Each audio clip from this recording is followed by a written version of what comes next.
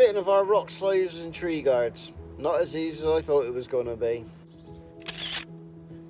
Well, as you can see, they do fit quite well. I've managed to get them so they actually run parallel down the side of the Land Rover, and the gap or overhang, this part here, is the same on this side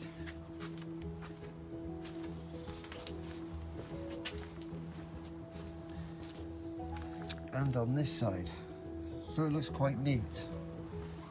But it wasn't the easiest thing to do. Let me show you what they have underneath. When you go to fit them, they have a bar or a piece of angle that's welded to the side there. As you can see, the bolt holes do not line up, so to get it to fit properly with the other one, I had to re-drill the bolt holes. And also, when you're fitting them, this side was okay, but there's a typical Land Rover, the other side is slightly different. This bolt, it's got a big head on the back of it, it hits the tree slider. So what I do on the other side is take that bolt out, put one with a smaller head on it, with a dome head, and then it fitted properly. It does have a bracket at the back here, but it doesn't actually link to anything. So I don't know what that bracket is for. Maybe I could make a bracket up that would go across and join into the chassis to support the back. Because the only support you get is from this piece of angle here, which is, I know it's joined into the chassis, but it is only a 40 by 40 piece of angle. So I don't know about whether you could put a high lift jack under here and jack from it. The front is fine because it goes through the bolt up here through this bracket, look, which is the big bolt for the front of the bulkhead. So that's a very substantial part.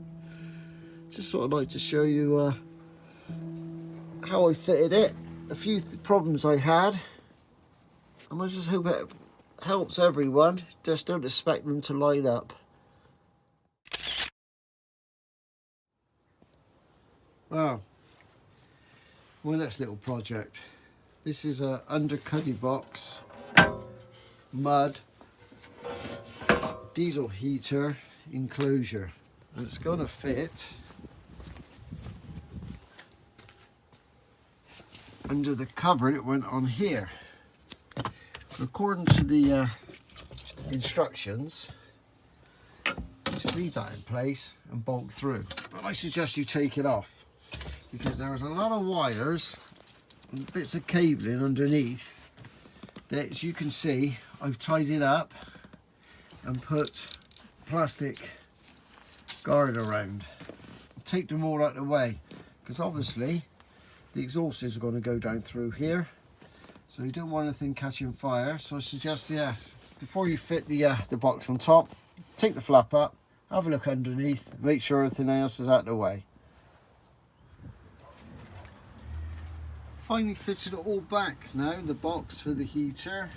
It fits in quite well, and we're going to be sucking air in from the front here, and we're going to be exiting our hot air out the back next to the bulkhead down here. I'll then run a tube all across here,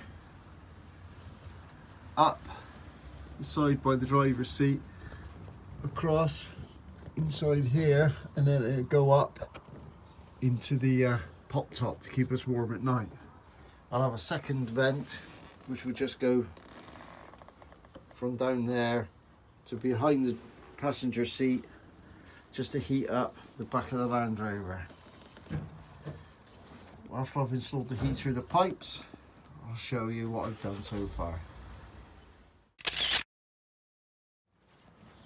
Now with the electrics, my intention is to put another battery under the passenger seat so we have two linked together, and I'll run the electrics out the back and along this bulkhead. A lot of people fix lots and lots of electrics to the back of the bulkhead, but I don't want to do that. I'll only have one or two pieces there. What I intend to do is run along the bulkhead up in that corner, I'm going to drill a 20mm hole, which will then allow me to thread this conduit in where the two body panels join together, where the top and the bottom tub joins. Then I'm going to feed that all the way down through there, and the electrics will come out the other end. I'll then board it so the electrics are encased behind the wall boarding. But because they're in the conduit, if we do have any problem, I can just pull it out, the cable from one end to the other, renew it, or find out where the fault is. At this end, what I'm going to use is a flange connector. This connects, normally it connects conduit to boxes. So I'm going to use this, which will clamp around the aluminium so that the cable's got a nice smooth entrance to the conduit. So that's my intention. Let's see how it goes. It should be just a straightforward 20mm drill a hole in this bulkhead and feed the pipe through. I'll show you it in a minute. Well, that idea did work. The electrics can now disappear along the bulkhead and up behind there. It now will then go into the tube, which is there, and it runs the length. As you can see, the cable ties to stop it rattling all the way to the back of the Land Rover, where it comes out there. So I'll be able to mount my electrics, the small amount I got, on the back there, because there's no window, because this is obviously a 3-door solid sides. So yeah, it worked. It's a good job the tube was a bit bendy, because obviously you had to bend it around the door, between the door and the window strut. But flexible conduit, it went in there. So yeah, that works. Makes it look on me a lot tidier.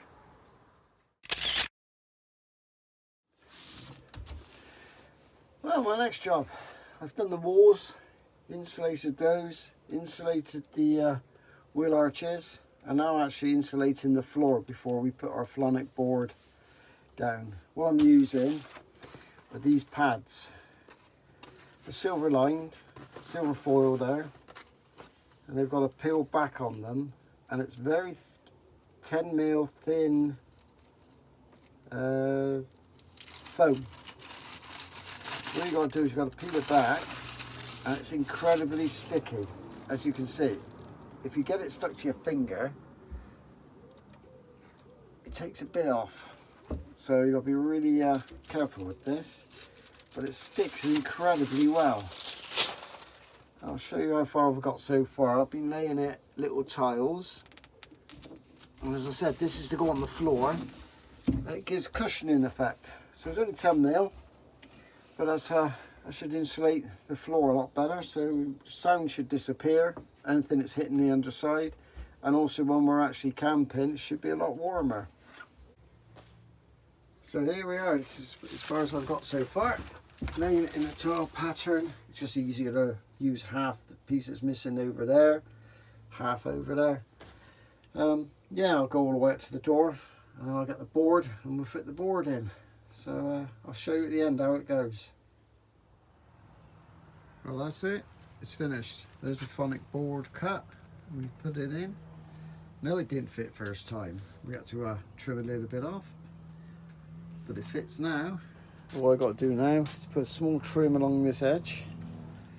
Then we can start thinking about building our cabinets. That's the complete back of the Land Rover finished. Onwards and onwards.